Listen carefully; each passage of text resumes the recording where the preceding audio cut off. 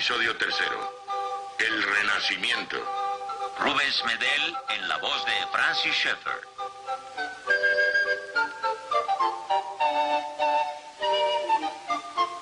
Ahora hablaremos del Renacimiento. Es uno de los grandes períodos de la historia del hombre. En lo que se refiere a sus obras de arte, es uno de los triunfos de la humanidad. El que camine por un museo y no se maraville con la belleza de las obras de arte mediante sus diferentes expresiones, en definitiva es un pobre hombre. Pero al mismo tiempo tenemos que recordar que en la corriente del pensamiento humano se abre la puerta para el hombre humanista de una nueva forma y lo lleva adelante. Y deja así el paso libre a todos esos problemas que nos llevan al período del hombre moderno.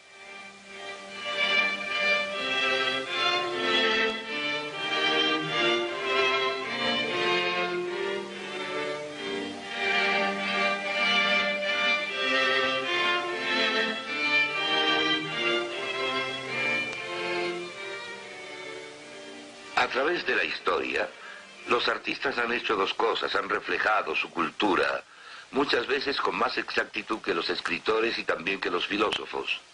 Y segundo, prepararon el camino para el siguiente paso aportado por la cultura, por lo que a veces son profetas, pero siempre están exhibiendo obras de la cultura de su época.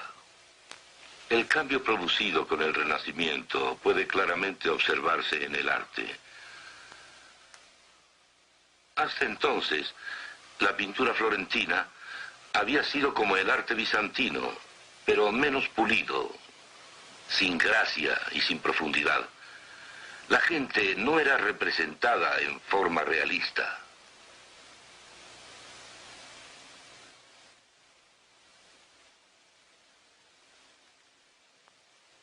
Luego vino Giotto, y con él un cambio radical.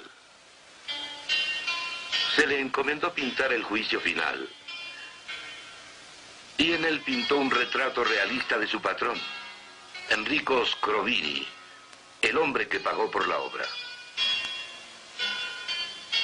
A la naturaleza se le dio su lugar apropiado, porque la naturaleza es importante, ya que Dios creó al mundo, y apropiado en el sentido de que la naturaleza se representa tal y como es. Por otro lado, la gente aparece muy alargada en comparación del mundo que la rodea. Observen el puente. ¿Cómo puede caber este hombre en esta plataforma de observación? ¿O cómo puede lanzar una flecha por esta ventana?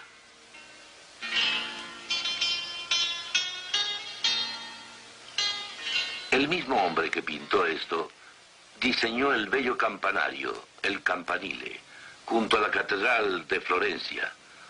Un pintor que crea edificios.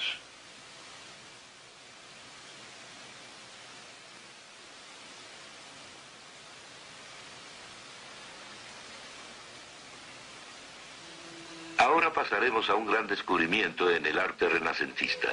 Masaccio, amigo de Brunelleschi, lograba rostros reales en su obra, lo que le dio una calidad natural, algo único en esos días.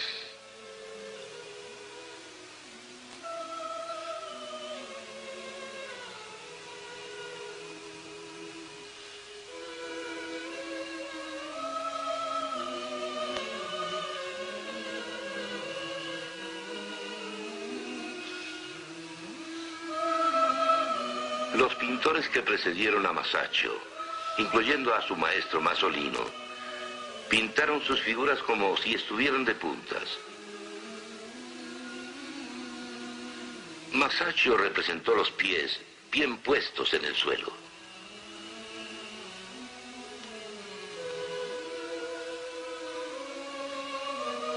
Masaccio primero empleó en forma consistente la perspectiva central. En este aspecto se dejó atrás a los romanos que solo conocían un tipo de perspectiva. Pintando así y empleando la nueva técnica, sus personajes estaban en medio de un espacio realizado. Había en realidad un espacio alrededor de la gente. Para el hombre del Renacimiento había algo más. situaba al hombre en el centro de ese espacio, un espacio subordinado a los principios matemáticos inventados por la mente humana. En el norte de Europa, Jan van Eyck tuvo los mismos problemas en el arte. Estamos en San Bavo, la catedral de Gante, en Bélgica. El rico, el pobre, todas las categorías y tipos de personas con toda clase de antecedentes se acercan a Cristo. El artista apreciaba y entendía el énfasis bíblico en Cristo. Pintaba a Cristo como el Cordero de Dios erguido y con vida sobre el altar, simbolizando que Él murió como sustituto y sacrificio. Pero Él no ha muerto, de acuerdo a las palabras de Jesús. Soy el que estaba vivo y ha muerto, y he ahí que estaré vivo para siempre. Amén.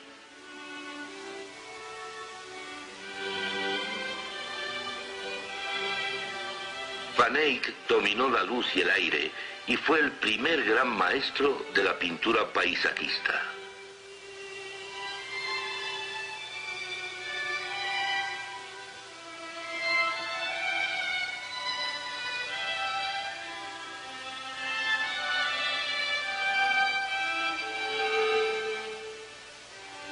He aquí una representación de la naturaleza. La naturaleza tiene su lugar apropiado en el mundo que Dios ha formado. Los escritores escribían tal como los pintores pintaban. Dante, en cuya casa me encuentro en Florencia, es un ejemplo ideal de esto. Su obra fue genial en un grado máximo. Y el buen maestro, al contemplar la procesión, dijo: mirad ahí esa gran sombra que se acerca. No parece derramar ninguna lágrima, a pesar de su dolor. ¿Qué aspecto tan majestuoso conserva aún en el infierno? Ese es Jasón, que con su valor y su destreza efectuó el robo en Colquide. Le dio más importancia a la naturaleza, pero siguiendo la influencia de Tomás de Aquino, el mundo cristiano y el clásico se mezclaron. En su Divina Comedia, los grandes pecadores eran Judas, que vendió a Jesús, y Bruto y Casio, que conspiraron contra César. En su propia vida, el problema de las cosas individuales contra significado y valores se demostró claramente. Amaba a Beatriz, a quien en realidad solo vio un par de veces en su vida, y consideraba su amor como el ideal romántico. Al ver su rostro, siempre tan hermoso, el amor difunde una dulzura perfecta sobre mí. Pero se casó con otra mujer, a quien jamás mencionó en su poesía. Ella se dedicaba a cuidar a sus hijos y a cocinar. Aunque los escritores de aquel tiempo entendían que el amor sensual requería del espiritual, que debía ser más que una mera respuesta física del momento pasajero, sin embargo dejaban que esto se dividiera en dos partes: el amor físico y el idealizado amor espiritual. Dante y los escritores de su época tenían dos opiniones del amor. Una, el idealizado amor espiritual dirigido hacia un espectro incorpóreo, y la otra, la abnegada mujer que se ocupaba del hogar y compartía su cama. Esto no producía belleza, sino fealdad.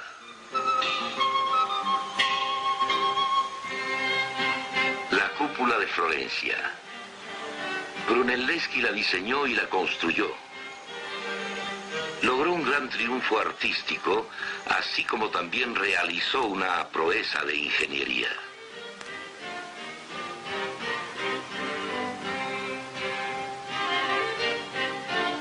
Lo que es en verdad sorprendente es que Brunelleschi tenía habilidad no como arquitecto, sino como orfebre. Este edificio que ahora observan, el orfanatorio, también fue diseñado por Brunelleschi y fue la primera construcción renacentista.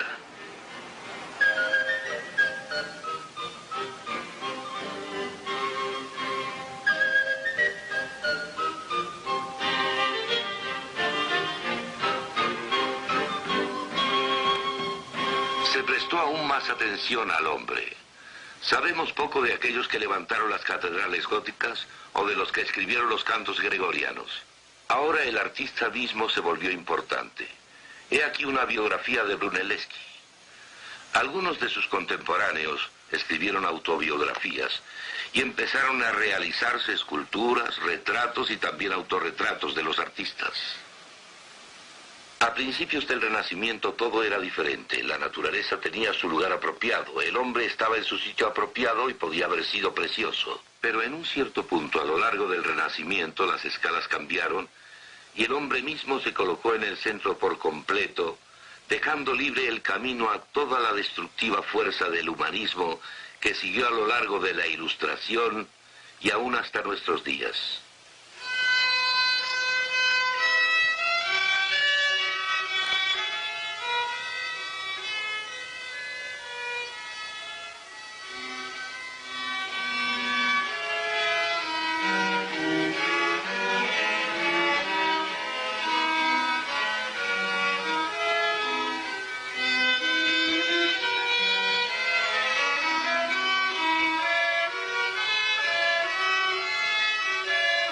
Los compositores de aquel tiempo inventaron el arte de la orquestación.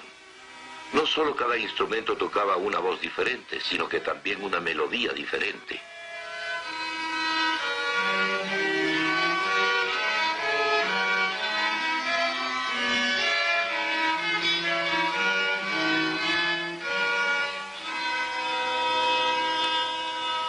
El norte influyó al sur tanto en la pintura como en la música. Los instrumentos de cuerda del Renacimiento se fabricaron en juegos para que el timbre fuera uniforme desde el bajo hasta el instrumento soprano. La música se imprimió con caracteres movibles por primera vez. Este es el laúd, el instrumento para solo más popular del Renacimiento. El sacabuche era nuestro trombón. La viola antigua, ancestro de nuestra viola. El corno renacentista y la espineta. Hasta este momento todo podía haber ocurrido en una de dos formas. Podía haber habido un énfasis en gente verdadera, viviente en un mundo real que Dios había creado, en donde todas las cosas individuales tenían importancia, porque Dios había creado el mundo. O el humanismo pudo haberse implantado, con su énfasis, en lo individual como algo autónomo. Pero la suerte estaba echada. El hombre se fue haciendo cada vez más independiente. Él mismo se hizo a su medida, tratando de volverse autónomo. El hombre humanista del Renacimiento creía que los tiempos pasados habían sido muy insípidos y debían olvidarse. Para él fue la era oscura y creía que la nueva era sería un gran paso adelante en su periodo de reencarnación o renacimiento. Un renacimiento de la precristiana edad de oro de las antiguas Grecia y Roma. Tomás de Aquino dejó libre el camino para esto, haciendo énfasis en la enseñanza de Aristóteles. Este es un fresco pintado por Rafael en el Vaticano. Se llama La Escuela de Atenas. Las figuras centrales en este fresco son Platón y Aristóteles. Rafael pintó las manos de estos dos personajes para representar el énfasis filosófico. Platón, con el índice hacia arriba, indicaba los absolutos, los ideales, el significado y los valores. Aristóteles, con la palma hacia abajo, enfatizaba las cosas individuales, los particulares, la naturaleza y el hombre. ¿Cuál es el significado de los particulares, incluyéndome a mí y a usted, si no tienen ninguna idea final con qué relacionarla para que tenga significado? ¿Cómo sabemos si nuestros actos individuales los hacemos bien o mal? si no hay un absoluto que nos brinde certeza. El dilema entre una forma de humanismo y la Biblia y la cristiandad descansa en la cuestión de si en verdad tenemos que empezar por el hombre solo, autónomo, y a partir por lo tanto de esa base, o si existe una verdad proveniente de otra fuente, la cual tiene que ser absoluta, y entonces no es relativa. Si partimos de la verdad del humanista, de su opinión de la verdad, no existe una verdad, sino que es más bien un promedio estadístico que conduce a la parte en donde el humanismo nos ha traído hasta nuestra generación. He aquí un ejemplo de este dilema: la Virgen y el niño de Fouquet. La modelo de Fouquet fue Agnes Sorel, que era la amante de Carlos VII, rey de Francia. ¿Estaba esta Madonna a punto de amamantar a su bebé? No. Puede tener el título de la Virgen y el niño, pero aquellos que vieron la pintura en esa época sabían de quién se trataba. Era la amante del rey. Anterior a esto, María era considerada excelsa y sagrada. Y aún antes que eso, se creía que ella era diferente a las personas normales y que se le representaba solo como un símbolo. El pintar a María como a alguien vivo fue un avance sobre las anteriores pinturas, porque la Biblia nos dice que María era una mujer real y Jesús era su bebé. Este era el enfoque adecuado. La naturaleza tuvo su lugar apropiado. Por otro lado, la amante del rey podía representar a María, y el significado quedaba destruido. Primero podía parecer que solo los valores religiosos se estaban desvirtuando, pero gradualmente el daño se esparció a todo el saber y a todo en la vida. El significado de las cosas individuales, los particulares, fue removido. Las cosas individuales se transformaron en independientes, autónomas, y sin nada al fin que las relacionara o que les diera significado. Estamos ahora en la Academia de Florencia, en una sala destinada a la obra de Miguel Ángel.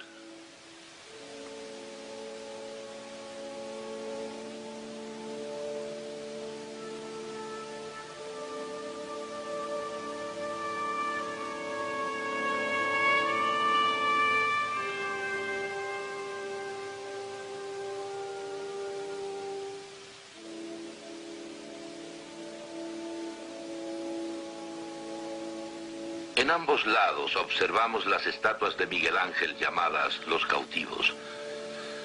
Se les llamaba estatuas inconclusas. Ahora los eruditos concuerdan en que las dejó así para que la gente dijera lo que Miguel Ángel quería. El hombre está desprendiéndose de la roca. La humanidad saldrá victoriosa. Cuando uno pasa junto a estas estatuas, llega al punto central de la sala, a la magnífica estatua del David.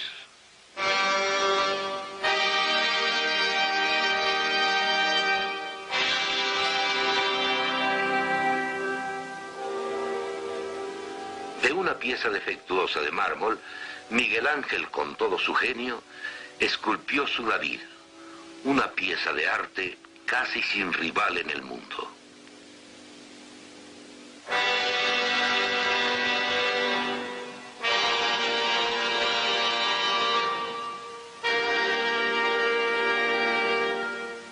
No es el David bíblico, sino más bien la personificación del ideal humano, la grandeza del hombre.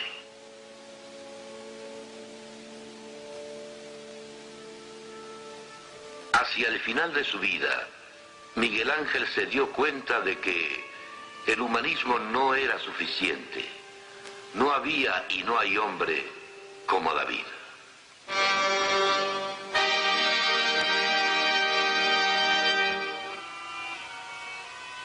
Se piensa que en la Piedad de la Catedral de Florencia se representó él mismo en Nicodemo, quien se está inclinando sobre Cristo.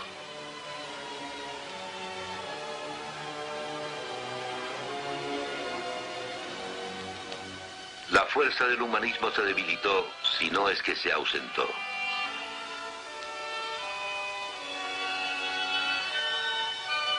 Ahora hablaremos de otro gigante del Renacimiento, Leonardo da Vinci. Fue el primer matemático moderno. Fue químico, físico, músico, arquitecto, anatomista, botánico, ingeniero mecánico y artista. Hizo estudios de la anatomía humana. Algunos de ellos se llevan en los textos actuales.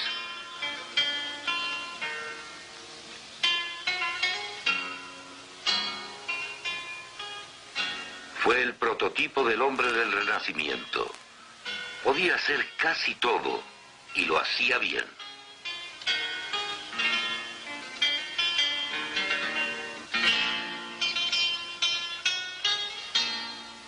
Diseñaba instrumentos de guerra de salvaje atrocidad.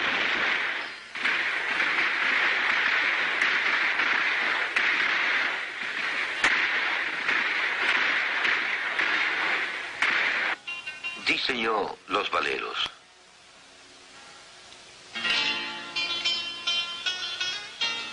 Leonardo entendía bien el problema del hombre moderno. En su genio, anticipó cuándo terminaría el humanismo.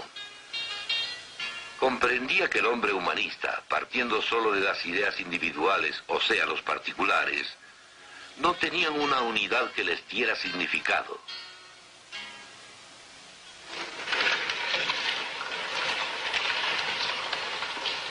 Entendía que empezando en forma humanista, con las matemáticas, uno se queda con ideas individuales, y al tener solo ideas individuales, jamás se puede llegar a universales o al significado.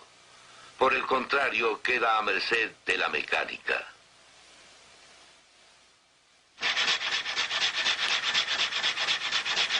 Y así, pudo ver más allá de nuestros días, en donde el hombre está considerado como máquina.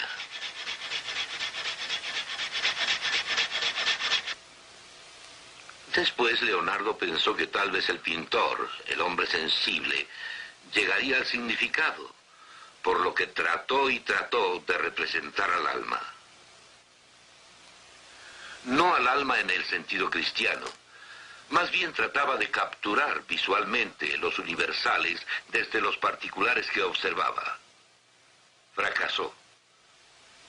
Volvemos a la escuela de Atenas de Rafael. La enseñanza de Aquino hizo que el hombre tratara de ser independiente, autónomo, y esto condujo al humanismo renacentista. Leonardo, con su gran inteligencia, captó el problema y luchó por encontrar universales. Leonardo y todos los humanistas estaban seguros de que el hombre, partiendo de sí mismo, podría resolver cualquier problema. Su clamor era: puedo hacer lo que intento, solo denme hasta mañana. Pero en su vejez, Leonardo, siendo brillante, aún previó la derrota del humanismo. Como piensa el hombre, así es él. El humanismo ya comenzaba a mostrar su conclusión natural, el pesimismo. Cuando Francisco I, rey de Francia, llevó a Leonardo a ese país, lo vemos ya desalentado.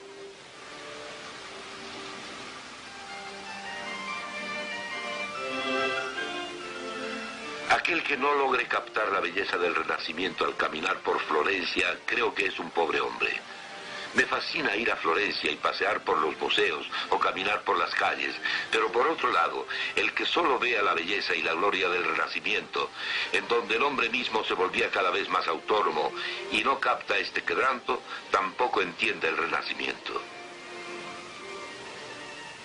El humanismo sin duda termina en la desesperación. Si se parte de lo que es finito, no importa cuán lejos se proyecte, jamás se podrá llegar a un absoluto. Jamás. En la luz del dilema humanista, solo existe una solución real: reconocer este libro como verdad, volver a la Biblia no solo como a un libro religioso abstracto, sino como verdad. Ella no cambia. Habla de la cultura de ese día en particular. Jamás pasa de moda. Habla de los temas del momento, y aún así parten de una sola base: de la existencia del infinito y personal Dios, quien ha hablado, y luego para la propia necesidad humana, Cristo muere para redimirnos.